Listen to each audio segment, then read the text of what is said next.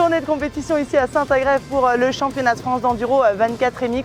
Et vous le voyez, on a un joli rayon de soleil. On espère que ça va tenir puisque franchement hier c'était humide et très froid. On a toutefois vu de très belles bagarres dans toutes les catégories. On va revivre ce qui s'est passé chez les élites et les juniors maintenant.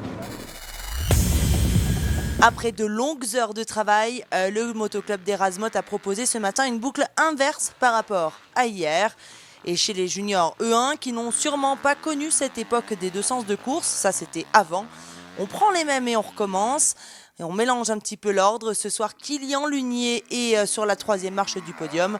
Régulier, il n'a par ailleurs jamais été en mesure d'aller titiller les hommes de devant. Il est à 44 secondes de la gagne.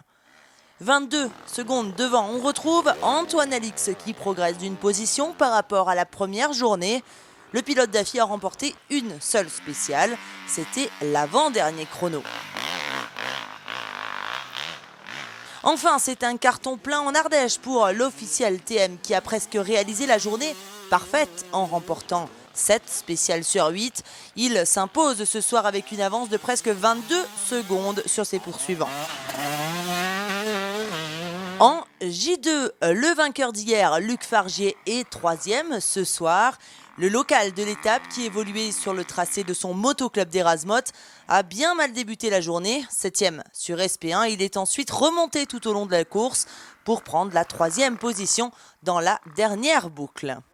Isaac De Voulx a mené la catégorie jusque dans la dernière spéciale. Malheureusement, ce ne sera pas encore pour cette fois. De Voulx s'incline dans l'ultime spéciale et perd la victoire pour 3 malheureux petits dixièmes de seconde. C'est une victoire belge en J2, la seconde de la saison avec le nouveau succès d'Eric Willems qui avait terminé 4e hier. Il a remporté 4 spéciales sur 8 et a dû attendre le dernier chrono pour s'imposer ici en Ardèche. Il est le seul pilote J2 à s'être imposé 2 fois cette saison. Enfin, en J3, Mathis Juillard renoue avec le podium après sa 3e place au Puy-en-Velay. Le pilote Evo 7 est toutefois relégué à près de 2 minutes de la victoire. Juste devant, Kylian Irigoyen ne réalisera pas le doublé en Ardèche.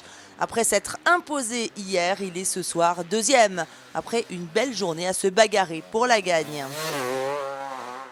C'est Nils Sterrick qui s'impose ce soir pour 12 petites secondes et prend par la même occasion une sérieuse option pour le titre champion J3 avant la finale du Luc en Provence dans 2 semaines.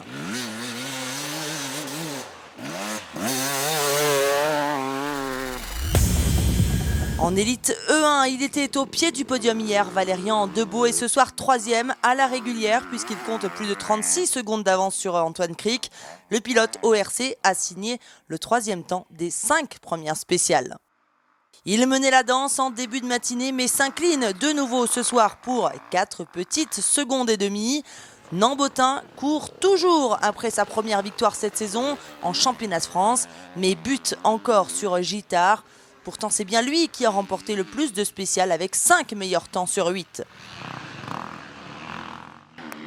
C'est un sans faute pour Jérémy Taroux, 4 victoires en 4 courses, mais aujourd'hui, ça n'a pas été aussi simple que les autres jours. Il a dû attendre la 3e spéciale pour prendre la tête de course et ne s'est jamais vraiment débarrassé de Nambot. Malgré tout, il reste ultra favori pour le titre E1 avant la finale du Luc en Provence.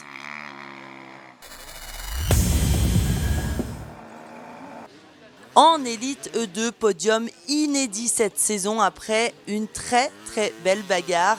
Étienne Declercq décroche son premier podium de la saison, mais le pilote du LM Racing a été éjecté de la 2e place dans l'ultime spéciale. Il est ce soir à moins d'une demi-seconde de la 2e place et à seulement 3 petites secondes 68 de la gagne. Et ce ne sera pas un grand chelem cette saison sur le France pour Loïc Larieux qui a chuté dès la première spéciale. Frein avant bloqué par de la terre, l'officiel TM Racing a bien galéré pour repartir. Ensuite, il a fallu se remotiver, mais ce ne sera pas suffisant pour la gagne.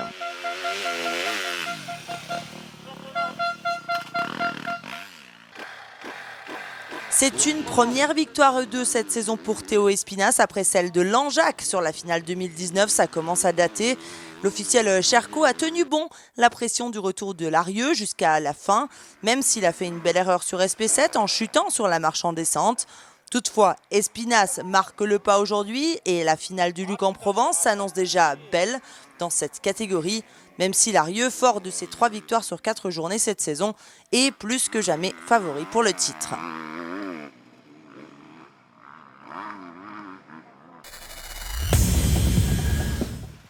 C'est dans la catégorie E3 que ça a été le plus serré pour la 3e place, car jusque dans la dernière spéciale, ils étaient encore 3 à y prétendre. Malheureusement, Thibaut Passé ne fait pas un dernier chrono rêvé et s'incline pour prendre la 5e place. Quant à David Abgral, c'est dans le dernier chrono que le pilote Oxmoto doit se contenter de la 4e place du jour, à 3 secondes seulement. La surprise est créé par Cédric Soubeyras qui s'offre ici dans des conditions détestables, son premier podium en championnat de France d'enduro. Le spécialiste du supercross a, semble-t-il, enfin pris ses marques dans cette nouvelle discipline et le terrain, littéralement défoncé, a sûrement été un avantage pour le crossman qu'il est. Il signe le 2e temps du dernier chrono.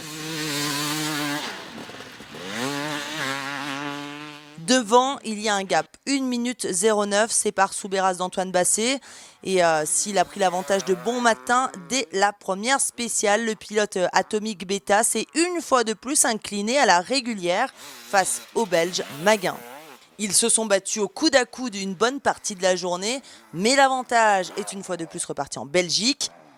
L'officiel Cherko semble apprécier les conditions extrêmes puisqu'il prend l'avantage pour 38 secondes en fin de journée et surtout une 4e victoire de la saison en élite E3.